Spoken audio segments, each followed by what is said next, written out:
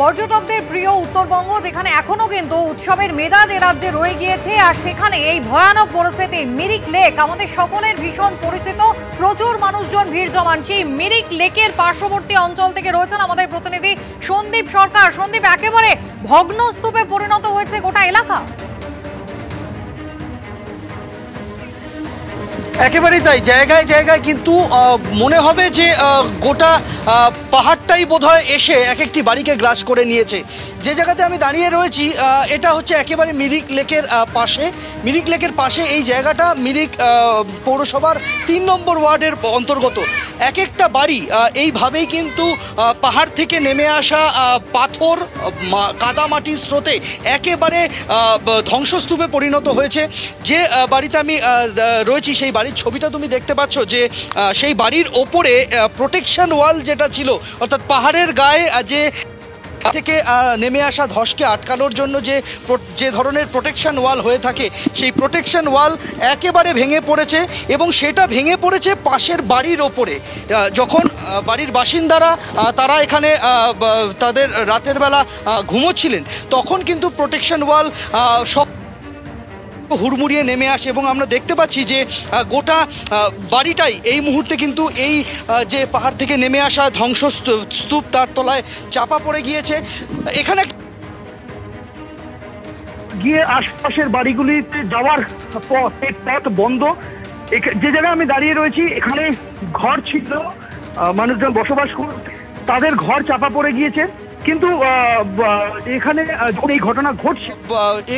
যখন এই ঘটনা ঘটছে তখন যারা বাসিন্দারা ছিলেন তাদেরকে নিরাপদ জায়গায় সরিয়ে নিয়ে যাওয়া সম্ভব হয়েছিল ওই প্রবল বৃষ্টির মধ্যে গভীর রাতে।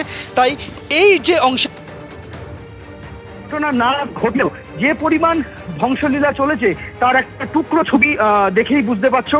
পুরো পাহাড়ের ঢাল বেয়ে নেমে আসা কাদা স্রোত, সেটা পাহাড়ের গায়ে যে প্রোটেকশন ওয়াল রয়েছে, বড় বড় কংক্রিটের দেওয়াল, পাথর দিয়ে কংক্রিট দিয়ে তৈরি দেওয়াল, সেই দেওয়ালকে নিয়ে এই বাড়ির ওপরে পড়ে রয়েছে।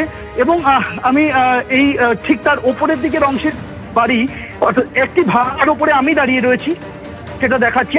আর ঠিক তার ওপরের দিকের অংশে যে বাড়ি রয়েছে সেই বাড়ির ছবিটা দেখলেই তুমি বুঝতে পারবে যে সেই বাড়িটাও কিন্তু বিপজ্জনকভাবে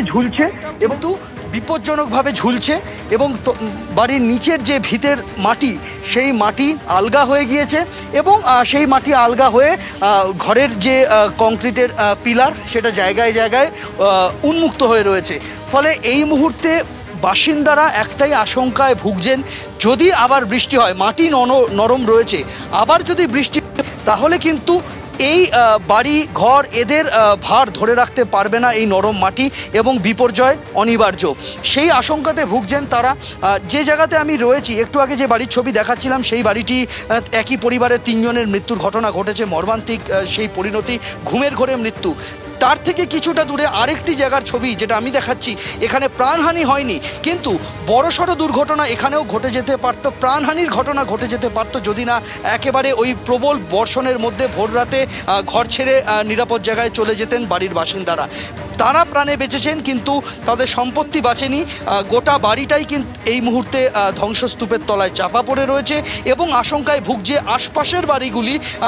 যদি আবার বৃষ্টি হয়, যদি আবার মাটি আলগা হয়ে আবার ধস নামে, তাহলে আর যেটুকু অবশিষ্ট রয়েছে তাকেও বাঁচানো যাবে না।